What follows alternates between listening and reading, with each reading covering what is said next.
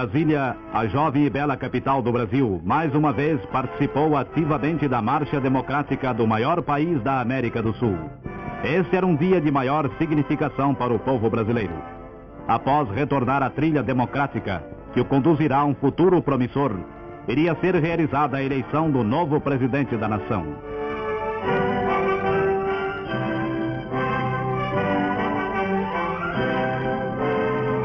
O plenário e as galerias estavam totalmente lotados por cerca de 3.000 pessoas.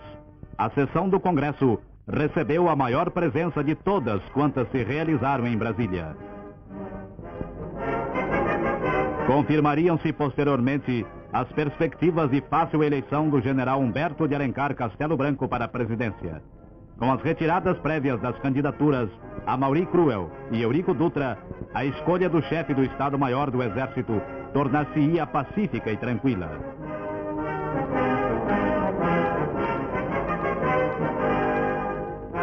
A votação é iniciada. Quando o PSD formalizou seu apoio, já ninguém tinha dúvidas que o general Castelo Branco seria vitorioso. Num total de 475 membros, votaram 438. Hello, this is Eric. Today is April the 11th, 2023. And in this video, we'll be talking about the military dictatorship, particularly focusing on the Castelo Branco government. Castelo Branco is this handsome guy that you're seeing there on your screen. And, well, he is the first of the 5 military presidents that will govern the country from 1964 to 1985. Yeah, 21 years of military dictatorship. This was really a one-off period in the history of the country. And in our previous video, we learned about the 1964 coup. We had a civil president presiding the country, President João Goulart, or Jango. And after proposing and announcing basis reforms, he was, brutally attacked, I would say, by the press, by the Catholic Church, by the bourgeoisie in the country, by the landowners, and all those who were contrary to those basis reforms. And so, this guy you're seeing here, General Castelo Branco, together with other military figures, all of them developed this coup that took place in 1964, removing President João Goulart from power, from the executive power, sending him to his exile outside of Brazil. And then we had in the very year of 1964, the beginning of this dictatorship period in Brazil. You could see in the video that, they tried to make, all this, this new phase in the history of the country look like a democratic thing. But as you could notice, General Castelo Branco was indirectly voted as president. So the people didn't participate in the choosing of their president. You had basically the Congress, the deputies and senators, and they indirectly voted, and Castelo Branco was proclaimed the president in this year. So he would govern the country from 1964 to 1967 until he died in an airplane crash that was very badly explained by the military at the time. Many say that he was actually murdered, but we don't really, we cannot really affirm that. Okay, so when Mr. Castelo Branco assumed power in Brazil, the situation in Brazil was grievous in terms of its economy. We had almost 100% inflation in the country. And, well, economic growth. That was something that, they, they had been missing for a while. So he came up with the PAEG program, the Government Economic Action Program. And it consisted basically of decreasing inflation and increasing growth. The measures would be less credit being offered, wage squeeze, that is, in spite of the inflation going on in the country, the employees wouldn't be allowed to receive any adjustment in their wages, so that in doing so, the country could try to stop inflation. The program also included the easier entry of foreign capital. Castelo Branco, just like J.K., was a president that really walked hand in hand with the United States. So he also worked to renegotiate the foreign debt in Brazil. And again, the IMF would grant another loan to Brazil. In his government, Castelo Branco created the central bank, and he also created the new currency at the time, which was called the New Cruzeiro. That took place in 1967. Right? So, now something that was really important that took place during his government and that we cannot fail to mention here were the institutional acts. In spite of all this democracy talk that you could see in the video, this typical governmental video, to try to, to publicize the government and make it look as something good, it was obvious that although Castelo Branco did not belong to the hard line of the military, he was really there, not to make any jokes. He really wanted to establish, the military way of doing things, right? So we had the institutional acts implemented in the country. The first one was implemented right in the year of 1964. And basically, with this institutional act, one, the president would have exceptional powers.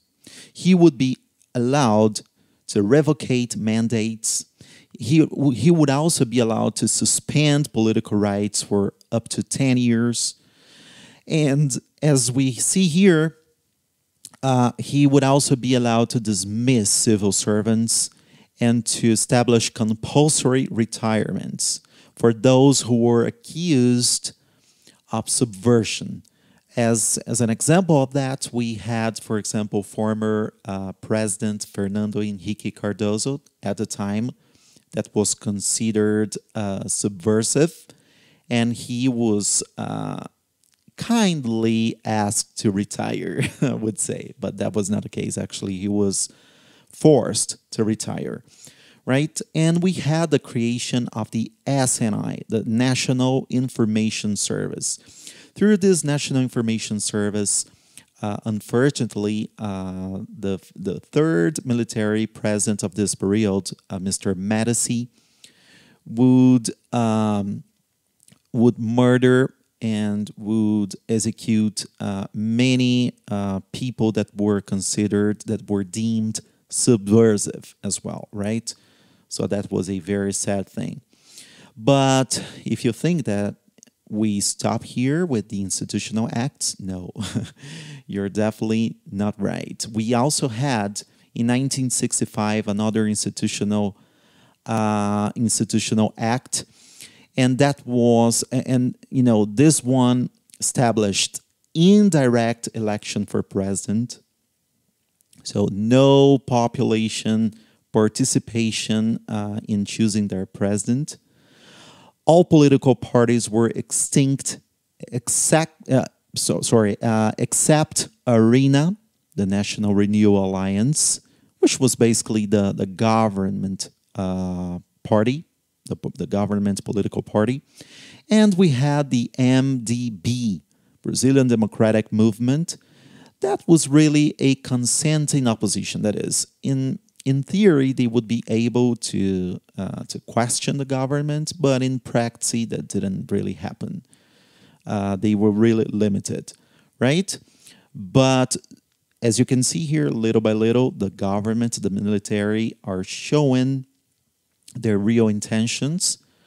Castelo Branco, as I said, he was not a member of the hardline military, but he really, although he said that he would soon return democracy to the country, that was not the case. As you can see here in the Institutional Act, the intention is pretty clear. The military were really willing to, quote-unquote, protect the country from the communists and all those who were deemed subversive, right? That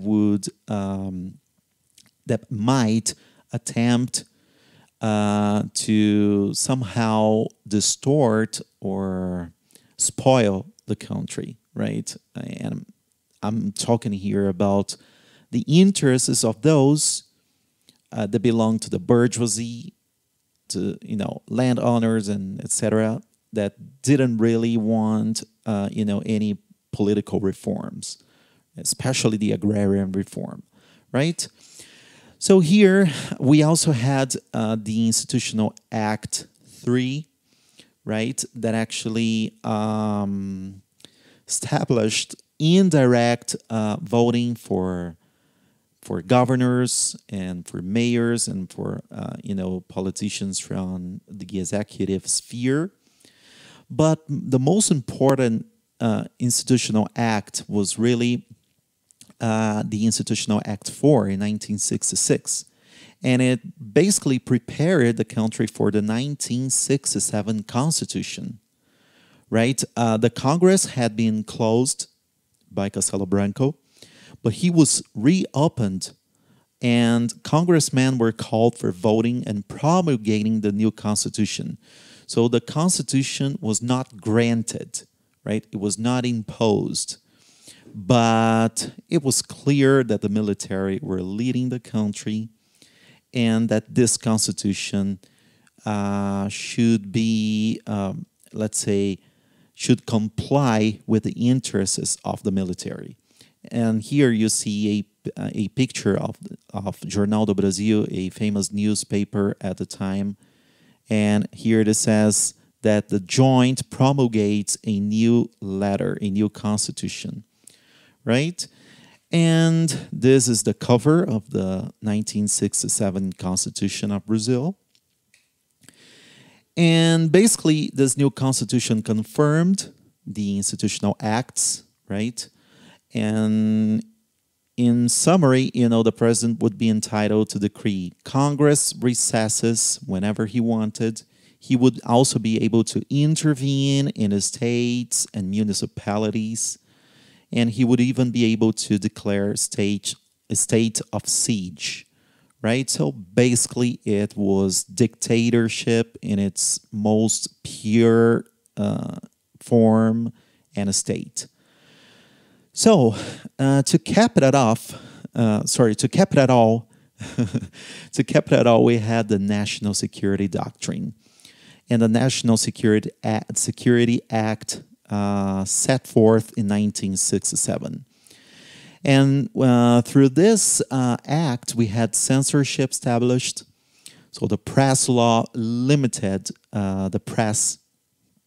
And it was kind of funny, because the press urged, the military to take power. And now the military are, they are launching the letters. They are ruling the roost, and they're limiting the press, right?